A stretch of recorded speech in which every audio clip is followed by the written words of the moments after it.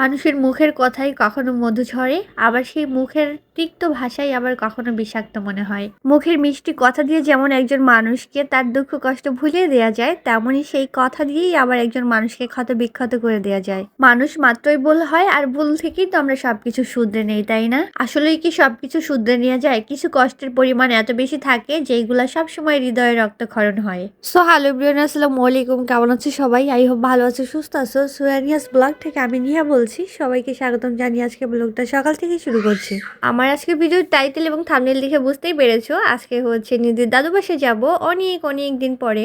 Actually অনেক দিন না, অনেক বছর পরে, 3 বছর। মানে আমার বিয়ে তো 5 বছর শেষ হয়ে 6 বছরে পড়লো, আর 3 বছর ধরে যাই না। তার মানে আমার যতদিন বিয়ে হয়েছে তার থেকেও বেশি সময় ধরে কিন্তু যাওয়া হচ্ছে না। তো হঠাৎ করে কেন যাচ্ছি, আর এতদিন কেন যাইনি, কি সমস্যা হয়েছিল, কি কারণে যাওয়া হয়নি, আর এখনই বা কেন যাচ্ছি, এইগুলা নিয়ে তোমাদের সঙ্গে তো অবশ্যই কথা বলবো। তবে তার আগে ভিডিও সম্পর্কে একটু কথা বলি। সকালে এই তো পরোটা বানাচ্ছিলাম আমার ছোট্ট প্রিন্সেসের জন্য, কারণ সে নিউট্রেলা দিয়ে পরোটা খেতেও ইদানিং বেশ পছন্দ করে। তো কয়েকদিন ব্রেড দিয়েছি। এক একদিন এক এক রকমের নাস্তা দিতে ভালো লাগে, কারণ বাচ্চা মানুষ তো একটা একঘেয়েমি চলে আসে একরকম খাবার দিলে। আমার যে সকল আপু এবং ভাইয়ারা এই মুহূর্তে আমার ভিডিওটা ওয়াচ করা শুরু করেছো, প্লিজ একটা লাইক দিয়ে দিও। একটা লাইক দিয়ে ভিডিওটা কন্টিনিউ করো। আই হোপ তোমাদের অনেক অনেক বেশি ভালো লাগবে। যারা প্রথমবার আমার চ্যানেলটা ভিজিট করছো, যদি ইচ্ছে করে সাবস্ক্রাইব করে দিয়ে আমার পাশে থেকে যেও। তো এই তো সকালে মাত্র 2টা পরোটা বানিয়েছি। মানে আমার বাচ্চা তো অর্ধেকের মতো খাবে, আর 1.5টার মতো আমি খাবো। একটার হাফ খেলেই কিন্তু হয়ে যায়, 2 টাকা আর লাগে না আমার। তবে বাসা পরোটাগুলো একটু বড় সাইজের হয়, তো তার জন্য দোকান থেকে কিনে আনা কিন্তু 2টাতেই হয়ে যায়। আর শীত আসার পরে তো লাইনের গ্যাস একদম, মানে কি বলবো, মানে আকাশ কুসুম স্বপ্ন হয়ে গেছে। চোখেই দেখা যায় না। আমার সব কাজ কিন্তু সিলিন্ডারই করতে হয়, যেহেতু বাসা চেঞ্জ করব এই মাসে। এমনিতে একটু পাড়ার মধ্যে আছে, জিনিসপত্র গোছগাছ করা সেটা তো আছেই। আর ঘর গুছানো এটা সেটা সবকিছু মিলে না, দেখা যায় ওইভাবে কাজ কর্ম কিন্তু করা হচ্ছে না। আমাদের কিন্তু হুট করে প্ল্যান হয়েছে আমার শ্বশুর বাড়িতে যাওয়ার। মানে হুট করে বলতে নিদি কখনো আজ পর্যন্ত বলেনি ওর দাদুর বাসায় যাবে। নিজে থেকে ওর মুখে এই কথাটা আমরা কোনোদিনও শুনিনি। ওর বাবা আমি এই ফার্স্ট টাইম ও বলেছে ও দাদুর বাসায় যাবে। এর আগে পরে ওকে কিন্তু অনেকবারই আমরা বলেছি, ওর বাবা বলেছে, আমি বলেছি, সবসময় বলি, কারণ বাচ্চারা তো বুঝতে পারছো, যত বেশি শুনবে বা দেখবে সেই অনুযায়ী কিন্তু ওদের ধারণাটা জন্ম নেয়। বা যারা বেশি আদর করে তাদের কাছে কিন্তু বাচ্চারা বেশি যাওয়ার চেষ্টা করে বা পছন্দ করে যেতে। তার জন্য ওর ভিতরে যেন কখনো নেগেটিভ কোনো চিন্তাভাবনা না আসে, এটার জন্য সবসময় ওর বাবা আমি ওকে বলতাম চলো দাদুর বাসায় যাই, বা তোমার দাদু আছে, দাদার নাম কি, এটা সেটা সব কিছুই চেষ্টা করি। কিন্তু ওর না একটু বেশি টান আমার আব্বুর প্রতি, কারণ ও জন্মের পর থেকে আব্বু এত বেশি কেয়ার করে। আমার সঙ্গে যতটা না কথা বলে, ওর সঙ্গে তার থেকেও বেশি কথা বলে। আর বাচ্চারা এরকমই আদর প্রিয়, মানে যারা আদর করবে তাদের সঙ্গে কিন্তু মিশতে বেশি পছন্দ করে। তো আর ওকে যেহেতু আমি 3 বছর আগে নিয়ে আসি, তখন ও অনেক বেশি ছোট ছিল। ওর বয়সই কতটুকু, এখনো 4 বছর হয়নি। তো ওই সময়টা তো ও বুঝতেও শিখে নাই, মানে কথাও বলতে পারতো না, তো খুব একটা ওর মনেও নাই হয়তোবা। তো তার জন্য দেখা যায় কি ওর ভিতরে এরকম কোনো ইমোশন হয়তোবা কখনো কাজ করেনি। এই তো দুপুরবেলা আমার বাচ্চাকে তো গোসল করে দিয়েছি, আর ওর চুলগুলো একটু ড্রাই করে দিচ্ছি, যেহেতু শীতের সময় বুঝতে পারছো বাচ্চাদের চুল ভেসে থাকলে কিন্তু ঠান্ডা লাগার একটা সম্ভাবনা থাকে। আর এদিকে তার শার্টটা কিন্তু কলমের কালি দিয়ে অবস্থা খারাপ করে দিয়েছে, মানে এঁকে টেকে ঘর বাড়ি সব কিছু এঁকে ফেলেছে তার শার্টের মধ্যে। তো যেটা বলছিলাম, আর আজকেই তো আমরা যেহেতু বেরোবো, মানে আমাদের বের হতে হতে সন্ধ্যা হয়ে যাবে, তো দুপুরবেলা একটু তাড়াতাড়ি সব কিছু করছি। বাচ্চাকেও গোসল করে দিয়েছি তাড়াতাড়ি, এখন হচ্ছে আমিও শাওয়ার নিয়ে নিব। আমার প্রিন্সেস বেবিটা না অন্যান্য বাচ্চাদের মতো না, ওর এতটুকু বয়সেও যথেষ্ট বুঝে। মানে আমার সঙ্গে কেউ খারাপ ব্যবহার করলে তার সঙ্গে ওর মিশতে ভালো লাগবে না, আমার সঙ্গে কেউ রেগে কথা বললে তার সঙ্গেও কথা বলবে না। আর ওর বাবার সাথেও যদি আমার মাঝে মধ্যে হয় না একটু টুকটাক ঝামেলা বা তর্ক হচ্ছে বা মনোমালিন্য, আমাদের তো খুব একটা ঝগড়া আলহামদুলিল্লাহ কখনোই লাগে না। একটু হুটহাট হয় না, ওর বাবা একটু রাগ করে কথা বললো বা জোরে উচ্চস্বরে কথা বললো, ওইটা একদমই নিতে পারে না। মানে মুহূর্তের মধ্যেও কিন্তু ওর বাবাকে ভীষণ পছন্দ করে, তবু ওর মুড চেঞ্জ হয়ে যায়। ও মানে মুহূর্তের মধ্যেই চেঞ্জ হয়ে যাবে, ও আমার পক্ষে নিয়ে কথা বলবে। আর এই জিনিসটা আমার ভীষণ ভালো লাগে যে সব কিছু, মানে দুনিয়া একদিকে ওর মাম্মি একদিকে। তো মাশাল্লাহ ওর এতটুকু বয়সে ও এত কিছু বুঝতে পারে, সেটার জন্য শুকরিয়া আল্লাহর কাছে।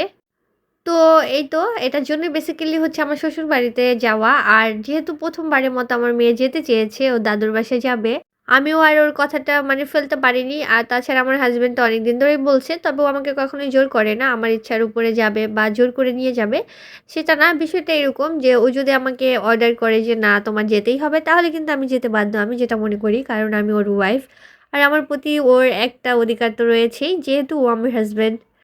তবে হয় না যে মানে জোর করে যাওয়া বা মন থেকে যাওয়া ২ টার মধ্যে কিন্তু একটা ডিফারেন্ট আছে। তো সেটার জন্য কখনোই ওভাবে জোর করে না। তবে হ্যাঁ, ও অনেকবার বলছে যে, "তুমি যেটা বেটার মনে করো। কারণ তুমি আমার থেকে কম বুদ্ধিমান নয়।" আর সবচেয়ে বড় কথা কি হাসব্যান্ড ওয়াইফ এর মধ্যে আমি যেটা মনে করি নিজেদের মধ্যে আন্ডারস্ট্যান্ডিং বন্ডিং যেটাই বলো না কেন, এটা মানে এটা থাকা যতটা জরুরি তার থেকে বেশি জরুরি দুজন দুজনকে বোঝা। কারণ দেখা যায় কি একটা সংসার লাইফে কিন্তু দুজনেই ম্যাচিউর থাকে হাসব্যান্ড ওয়াইফ। সো আমার মনে হয় কারো ইচ্ছা কারো উপরে জোর করে চাপিয়ে দেওয়া ঠিক না। সেটা নিয়ে কথা বলা, আলোচনা করা নিজেদের মধ্যে যেটা বেটার মনে হয় সেইরকম একটা ডিসিশনে আসা একান্তই নিজেদের ব্যক্তিগত ব্যাপার এবং এটাই উচিত প্রত্যেকটা রিলেশনে। তো আমার ক্ষেত্রেও কিন্তু তেমনটাই হয়। আমার ক্ষেত্রে বলতে আমাদের ক্ষেত্রে আমরাই যাই করি না কেন দুজনে আলোচনা করেই করি। তো এখন মনে হলো যেহেতু আমার বেবি যেতে চাচ্ছে নিজে থেকে আর ওর দাদুর বাসা, তারপরে গ্রামের বাড়ি ওরও তো চেনার বা যাওয়ার অধিকার আছে। সো আমি আমার ইচ্ছার জন্য কেন ওর অধিকার থেকে ওকে বঞ্চিত করব? সবকিছু মিলে না ভাবলাম ঠিক আছে ইটস ওকে অনেক তো হয়েছে। মনোমালিন্য, গোসা, অভিমান যাই হোক না কেন ঝগড়া বিবাদ এগুলো প্রত্যেকটা ফ্যামিলিতেই থাকে। তবে কিছু, কিছু কথা মানুষের মানে কি বলবো? মানে ছুরির থেকেও বেশি ধারালো হয় যেগুলা হৃদয়ের রক্তক্ষরণ হতেই থাকে আর সেগুলো হতেই থাকবে। আসলে এই মানুষগুলাকে কখনোই কিন্তু আমরা লাইফ থেকে একদম বাদ দিয়ে দিতে পারবো না। তাদের নিয়েই কিন্তু আমাদের থাকতে হবে। তাই সম্পর্কগুলার মধ্যে তিক্ততা আর সৃষ্টি না করে সেটাকে আমার মনে হয় একটু মানে রসালো করা উচিত, একটু ভালো করা উচিত। তো সেই জায়গা থেকেই সবকিছু ভুলে যে ডিসিশন নিয়েছি না ইটস ওকে এবার আমি যাবো। আর এই তো যাওয়ার আগে প্রিপারেশন নিচ্ছি। ড্রেসটা তো বানিয়েছি, তোমাদের দেখিয়েছি। আর একটু ইস্ত্রি করে নিচ্ছি। নরমালি হচ্ছে লেস লাগিয়েছিলাম। আর এই কাজটা লেস লাগানোর সময় করে নিলে ভালো হয়। বাট আমি তখন তো সময় পাইনি। তার জন্য এই তো এখন করছি এই কাজগুলা। তবে আমার বাচ্চাটা কিন্তু ভীষণ এক্সাইটেড। সেই ঘুম থেকে ওঠার পর থেকে বলতেছে, "আমরা কখন বেরোবো? বাবা কখন আসবে? কখন যেতে পারবো?" আমার ভয়েস শুনে তোমাদের একটু বিরক্ত বোধ হতে পারে। প্লিজ অ্যাডজাস্ট করে নিও। আমার মনে হয় এই শীত যতদিন থাকবে ততদিন আমার মুখ দিয়ে নয়, নাক দিয়েই কথা বলতে হবে তোমাদের সঙ্গে। আর সবচেয়ে বিরক্তর ব্যাপার কি জানো? যখন আমি ভয়েস দিতে যাবো মানে এডিটিং করতে বসবো তখনই আমার ২ টা নাক বন্ধ হয়ে আসে। এর আগে পরে কিন্তু ভালোই থাকে। আমি জানি না এটা কেন হয় আমার সঙ্গে। সে আমি যে টাইমেই ভয়েস অ্যাড করি না কেন, দুপুর হোক, রাত হোক কিংবা বিকাল হোক না কেন একই রকম অবস্থায় আমাকে পড়তে হয়। ভিডিওর এই পর্যায়ে যদি কোনো আপু বা ভাইয়া থেকে থাকো তোমাদের সকলকে অসংখ্য ধন্যবাদ। লাইক দিতে ভুলে গেলে প্লিজ লাইক দিয়ে দিও। আর প্রথমবারের মতো কেউ যদি আমার চ্যানেলটা ভিজিট করো তবে সাবস্ক্রাইব করে আমার পাশে থেকে যেও। আমি এই তো ড্রেসটা খুব ভালো করে কিন্তু আয়রন করে নিচ্ছি। এটা সালোয়ার ওড়না সবগুলো আয়রন করে নিব। যদিও আয়রন না করলেও হয়, সালোয়ার ওড়না করতে হবে না। কারণ যেহেতু ড্রেসটা একটু লেস দিয়েছি তার জন্যই করা। এই তো দুপুরের জন্য রান্না করছি। আমার মেয়েটা খুব বায়না করতেছিল ও যে পোলাও খাবে। তো আমি বললাম, "তুমি তো বেড়াতে যাবে আর বেড়াতে গেলে তো পোলাও খেতেই পারবে। তাহলে আজকে কেন পোলাও রান্না করব?" তবে সকাল থেকে খুব একটা প্রপার ওর খাওয়া-দাওয়া হয়নি। গত ২ দিন ধরে তেমন একটা করছে না। তো ভাবলাম কেননা মেয়েটা বায়না করেছে। আসলে সবসময় কিন্তু সবকিছু খাওয়ার মুড থাকে না। আমাদের বড়দেরও যেমন হয় না যে একটা খাবার যখন খেতে মন চায় তখন সেই খাবারটা খাওয়ার যেই একটা তৃপ্তি থাকে পরবর্তীতে ওই খাবারটা হাজারবার চোখের সামনে ঘুরলেও কিন্তু আর ওইরকম তৃপ্তি নিয়ে খাওয়া যায় না। ছোটদের বেলায়ও কিন্তু সেমটা হতে পারে। মানে যখন যেটা খেতে মন চায় তখন সেটা না পারলে পরবর্তীতে পেলেও কিন্তু ঐরকম আর মানে ইচ্ছা থাকে না খাওয়ার। তো ভাবলাম কেননা ও যেহেতু পোলাও খেতে চেয়েছে আর আজকে তো আমরা চলেই যাব। খুব একটা রান্নাবান্নাও তেমন করতে হবে না। আর একটু সবজিও ছিল, ফুলকপিটা একদম শুকিয়ে যাচ্ছিল। একটু সিম ছিল, ভাবলাম কি করব ২-৩ দিনের মধ্যে এটা তো নষ্ট হয়ে যাবে। দেন আমি কয়েক পিস চিকেনও বের করে নিয়েছি। সেটাকে ছোট, ছোট করে কেটে ভেজে নিয়েছি। আর হচ্ছে স্টিম করে নিয়েছিলাম সবজিটা। কারণ এটা পোলাও দিয়ে রান্না করব। অ্যাকচুয়ালি এটা খিচুড়ি হবে না, বিরিয়ানিও হবে না। এটা কি হবে আমি নিজেও জানি না। নাম না জানা এক মজার রেসিপি বলতে পারো। মজার কেন বলছি জানো? এই খাবারটা আসলেই খুব মজার হয়েছে। খুব একটা কিন্তু মশলাপাতিও এটার মধ্যে আমি এড করিনি। পোলাও চালের কিন্তু আলাদা একটা সুঘ্রাণ তো রয়েছে। আর এই ঘ্রাণটাই কিন্তু ভালো লাগে। আর সবচেয়ে বড় কথা হচ্ছে এখানে সবজি এড করেছি, চিকেনও দিয়েছি। দেন অল্প মসলা এড করেছি। হালকা একটু হচ্ছে জিরার গুঁড়া দিয়েছি, একটু ধনিয়ার গুঁড়া। দেন হচ্ছে এটার মধ্যে হালকা গরম মসলাও আছে। তারপরে আছে একটু আদা রসুন পেস্ট। তো সবকিছু মিলে না রান্নাটা বেশ ভালো হয়েছে। বাট এটার নাম আসলে কি দেয়া যাবে বা কি নাম আমি জানি না। তবে এটাকে ডাল ছাড়া হলুদ ছাড়া খিচুড়িও বলতে পারো। আবার কেউ সবজি বিরিয়ানিও বলতে পারো। যেটাই বলো না কেন। তবে খাবারটা ভীষণ মজা হয়েছে। তোমরা চাইলে এভাবে ট্রাই করতে পারো। মাঝে মধ্যে না একটু ভ্যারাইটিস টাইপের খাবার খেতে ভালোই লাগে কিন্তু। রান্নাবান্না শেষ করে সবকিছু গুছিয়ে নিয়েছি। আর আমিও এই তো গোসল করে নিয়েছি। দেখো ড্রেসটা পরেছি। অবশ্য এই ড্রেসটা পরার ইচ্ছা ছিল না। ভাবলাম কেননা জার্নি পথে না একটু কমফোর্টেবল ড্রেসই ভালো লাগে। যদিও আমি খুব একটা ভালো বোরখা ক্যারি করতে পারি না। বোরখা ক্যারি করার অভ্যাস নেই। তো দেখা যায় বোরখার নিচে যদি একটু সিল্ক বা একটু জর্জেট টাইপের ড্রেস পরি না, বোরখাও পিছল হয় তাহলে আমার বসতে অসুবিধা হয়। কেন যেন আমি পিছলে যাই। তো তার জন্য আমি সুতিই পরে নিয়েছি। অ্যাকচুয়ালি এটা বানানোর পর ফিটিংটা ঠিক আছে কিনা সেটাও দেখা দরকার ছিল, কারণ ইদানিং একটু হেলদি হয়েছি। যদিও আমি আগের মাপের ড্রেসগুলো কাটি, তবে একটু মানে কাপড়টা লুজ নিয়ে কাটি, তো তার জন্য একটু দেখার ব্যাপার ছিল। আর এই তো শীতের দিনের একটা অবস্থা, শরীর এত টানে, গোসল করে আসছি সঙ্গে সঙ্গে হাত মুখ টানছে। বয়স বাড়ার সঙ্গে সঙ্গে না শরীরের মানে কি বলবো, তোমার স্কিনেরও অনেক প্রবলেম দেখা দেয়, সেই সঙ্গে স্কিনের অনেক রুক্ষতাও বেড়ে যায় আমার মনে হয়।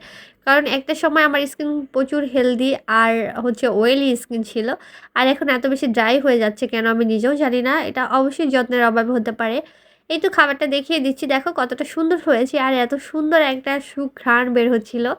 এটা মানে আসলেই কি বলবো, লোভনীয় লাগছিল ঘ্রাণের কারণে। আর অবশ্যই এটার মধ্যে আলুও দিয়েছিলাম আমি, যেহেতু এটা আর কিছু দিয়ে খাবো না, একটু আচার নিয়ে সঙ্গে খেয়েছিলাম, ভীষণ মজা লেগেছিল। আর আমার বেবিকে খাইয়ে দিব, ও কিন্তু পছন্দ করেছিল খাবারটা।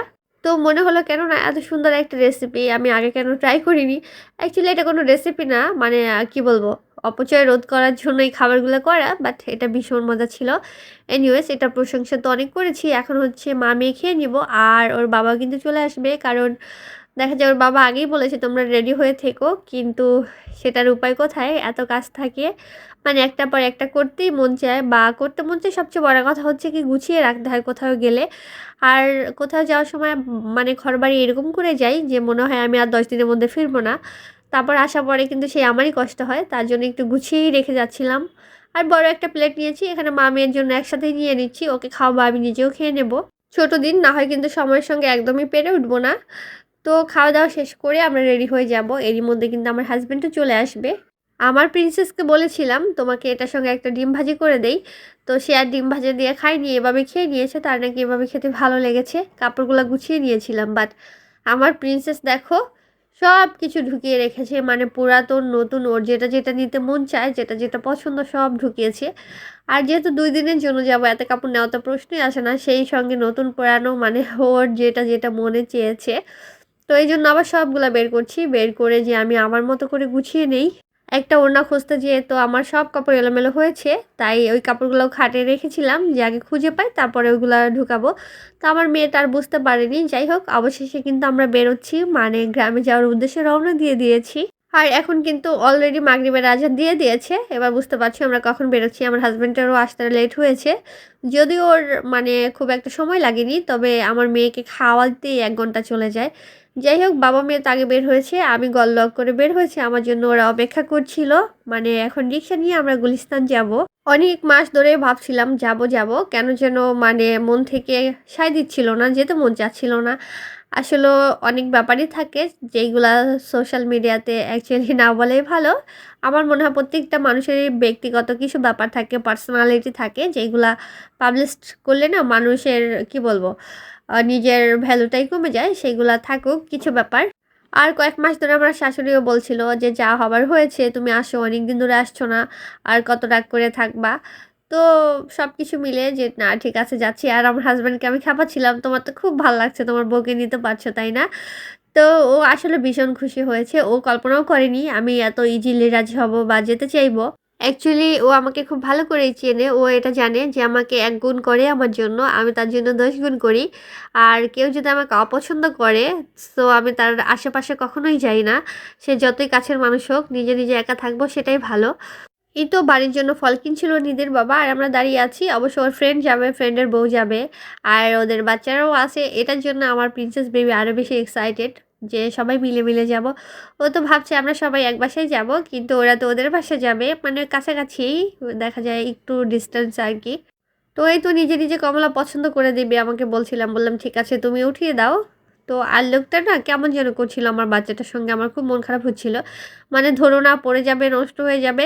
অ্যাকচুয়ালি কিছু মানে সব বাচ্চারা তো একরকম হয় না, আর আমার বাচ্চাটাও কিন্তু একটাও না নষ্ট করেনি বা ফেলেনি, তারপরে একটু রাগারাগি করছিল। তো এটা আমার খুব মাইন্ডে লাগছিল। দেন ওর নিজের বাবাকে বললাম যে ওনার থেকে আর ফল কেনারই দরকার নেই। তো অবশেষেই তো আমরা গাড়িতে উঠে বসে পড়েছি, আর এই তো নিধি তার সঙ্গীদের পেয়ে গেছে, মানে তার টু ভাইয়াকে পেয়ে গেছে। সারাটা পথ মানে যতটুকু গেছি গাড়িতে, ও কিন্তু আমাদের কাছে একবারের জন্য আসেনি, ও ওদের সঙ্গেই ছিল। আর এই তো ওর বাবা বলছিল যে তুমি আসো, আসবে না। তারপরে লিয়ামকে বলছিলাম ঠিক আছে ও আসবে না, তুমি আসো। আর ওরাও কেউ আসতে চাচ্ছিল না আমাদের কাছে, মানে মামা আর মামি 3জনকে নিয়ে বসেছে আর কি। তো আমার তো মানে কি বলবো ভালো লাগছিল না যে কষ্ট হচ্ছে একটা মানুষ ২ জনকে কুলে নিয়ে আছে। তুমি একটু আসো। কিন্তু বাচ্চা মানুষ কি আর বলবো? ওদের মানে কাউকে বোঝাতে পারছিলাম না যে তোমরা কেউ একজন আমাদের কাছে আসো। ওরা ৩ জন একসঙ্গেই থাকবে। আর আমার মেয়েটা দেখো চালাকি করে কি করেছে, তার যে খেলনা ব্যাগটা আছে সেই ব্যাগের মধ্যে সে ক্লিপ-টিলিপ সবকিছু নিয়ে এসেছে তার দাদুদের দেখাবে। ফাইনালি আমরা কিন্তু বাসায় চলে এসেছি। আর গ্রামে রাত ৯:৩০ বাজে মানে কিন্তু অনেক রাত। তো চারপাশ তো এমনিতেই অন্ধকার হয়ে আছে, তার উপরে শীত। আর এই শীতের মধ্যে আমার মেয়ের অবস্থা দেখো, সে সোয়েটার খুলে ডান্স করছে তার ২ দাদুর সঙ্গে। মানে সে সোয়েটার পরবে না। তার বাবা এত জোর করতেছে, "তুমি একটু পরো।" পরবে না। তার নাকি শীত লাগছে না, অনেক গরম লাগছে। আমার চাচী শাশুড়ি দরজাটাকে চাপিয়ে দিল যাতে ওর ঠান্ডা না লাগে। আর অনেকদিন পরে আসছে তো, বড় হওয়ার পরে ১ম বার। সো এত বেশি এক্সাইটেড। দেন হচ্ছে আমি ওর ওই গেঞ্জির উপর দিয়ে আরেকটা টি-শার্ট পরিয়ে দিয়েছি ফুল হাতা, যাতে ওর গরম না লাগে, যেহেতু সোয়েটার পরবে না। আমার অনেক ক্ষুধা লেগেছিল। আমি আমার হাসব্যান্ডকে ছাড়াই খেতে বসে গেছি যে আমি আগে খেয়ে নেই। আর ও হচ্ছে একটু দোকানে যাবে, আড্ডা মারবে, আসবে, তারপরে খাবে। মানে ওর ১২টা। তো আমি একাই বসে গিয়েছি। আম্মু হচ্ছে মাছ রান্না করছিল এখানে বেগুন দিয়ে। তরকারিটা কিন্তু মজা হয়েছিল। আর সঙ্গে ডালও ছিল। তো আমি দেখা যায় শুধু মাছ দিয়েই খেয়েছি। কারণ আমার এত ক্ষুধা লেগেছিল। আর সবচেয়ে বড় কথা শীতও লাগছিল। প্রচুর শীত লাগছিল। আমরা যেদিন গিয়েছি। তো চা বানাচ্ছিলাম। সবাই মিলে চা খাবো। আর আমার চাচী শাশুড়ি আছে, আমার শ্বশুর, আমরা সবাই মিলে খাবো। আমরা তো খেয়ে নিয়েছি, গল্পও করেছি। সেই ভিডিওগুলো আর তোলা হয়নি। আমার হাসব্যান্ডের জন্য চা রেখে দিয়েছিলাম। ওটা গরম করে দিলাম। ও আসছে, এসে খেয়ে নিয়েছে। এখন কিন্তু রাত প্রায় ১টা প্লাস বাজে। আর আমার মেয়ে ঘুমাবে না। তার দাদিরা জিজ্ঞেস করছিল, "তুমি কখন ঘুমাবে?" বলছে ৩টা বাজে। তো ওর সঙ্গে তার ৩টা পর্যন্ত তারা অপেক্ষা করবে না। তারা কিন্তু ওর সঙ্গে ১২টা ১২:৩০ পর্যন্ত ছিল। তারপরে সবাই চলে গিয়েছে শোয়ার জন্য। আর এদিকে এই তো সে তার বাবার সঙ্গে বসে কার্টুন দেখছে। আসলে আমার শ্বশুরবাড়িতে একদমই নেটওয়ার্ক পায় না। আমি একদম নেটওয়ার্কের বাইরে ছিলাম এই ২ দিন। তো দেখা যায় আমার বাচ্চাও তেমন একটা কার্টুন দেখতে পারেনি। আর এই তো কার্টুন আটকে যাচ্ছিল আর তার মন খারাপ হচ্ছিল বারবার। আজকে এই পর্যন্তই। তারপরে নেক্সট ভিডিওতে তোমাদের আমার শ্বশুরবাড়িটা ঘুরিয়ে দেখাবো। টাটা! সবাই ভালো থেকো। আল্লাহ হাফেজ।